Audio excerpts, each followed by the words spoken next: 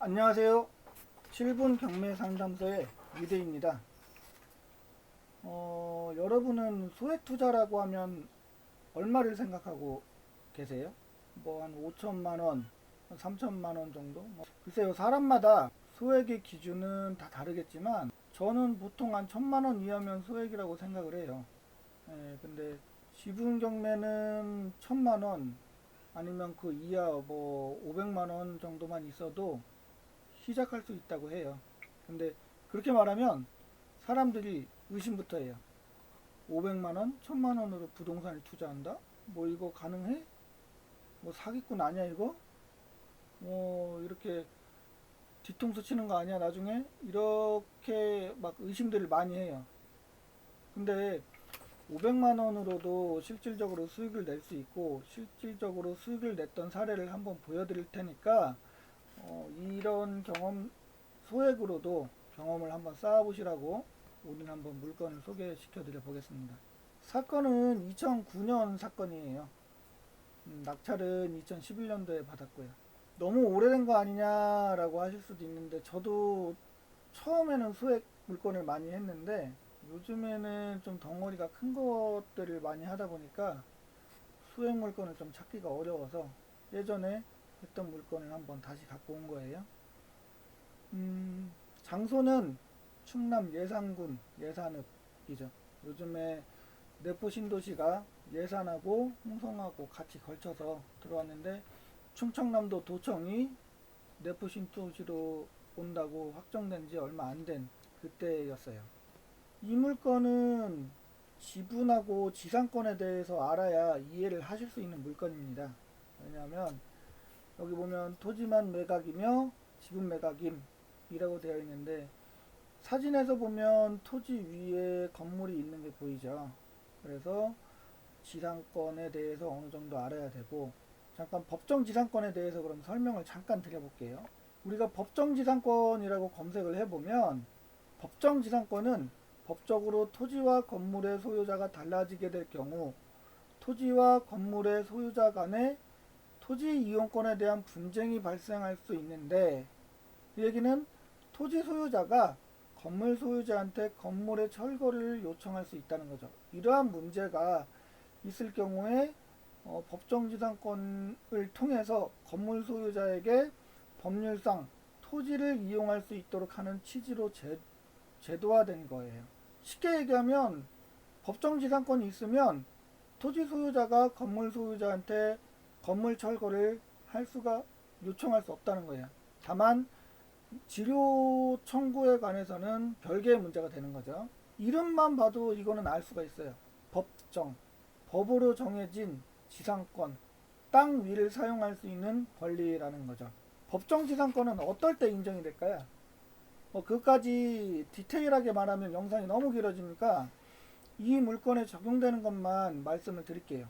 토지 공유자하고 건물 공유자가 다른 경우에는 법정 지상권이 성립이 안 돼요. 근데 공유자가 과거에 같은 적이 있었다면 성립될 여지도 있으니까 주의하시고요. 이 물건은 어떤 경우에 해당되는지 한번 살펴볼게요. 토지 등기를 보면 박땡땡님이 74년도 5월 17일 날 매매로 인해서 등기를 했어요. 그리고 2004년도에 상속이 이루어졌고요. 그러면 박땡땡님이 74년부터 2004년까지 토지를 소유하게 된 거죠. 건물 등기를 보면 똑같이 74년 5월 17일 날 박땡땡님이 소유권 이전을 해서 사용을 했어요. 그 얘기는 74년 5월 17일부터 박땡땡님이 토지와 건물을 함께 소유를 했다는 거죠. 그렇다면 이 물건은 법정지상권이 성립될 여지가 굉장히 높습니다. 근데도 이 물건을 왜 들어갔냐? 지상권이 성립되면 건물 철거를 해야 된다면서 라고 얘기를 하시는데 이 물건은 소액이기도 했고 혹시라도 협의가 안 되면 부당이득금을 청구할 수 있거든요. 이 부당이득금이 투자된 금액에 비해서 나쁘지 않았었어요. 그때 계산을 한번 해볼게요. 최초 감정가가 800만 원이에요. 800만 원. 800만 원. 보통 여기에 대지를 쓸 경우에는 당시에 5% 정도 지료를 청구를 해도 인용이 됐어요. 5% 치면 1년에 40만 원을 받는 거예요. 그러면 제가 315만 원의 낙찰을 받았으니까 몇 퍼센트냐? 1년으로 따지면